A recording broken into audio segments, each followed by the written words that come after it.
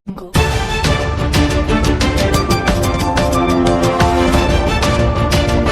खबर। मगरबी बंगाल में बीजेपी के 3 कारकुनान का कत्ल। अमित शाह से मिलने पहुंचे मुकुल राय।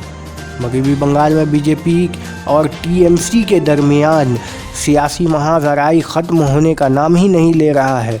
अभी 2 दिन पहले ही ममता बनर्जी ने विजय जुलूस पर रोक लगाने का फैसला किया, जिसके तहत हफ्ता को बंगाल बीजेपी चीफ दिलीप घोष की रैली को रोक दिया गया।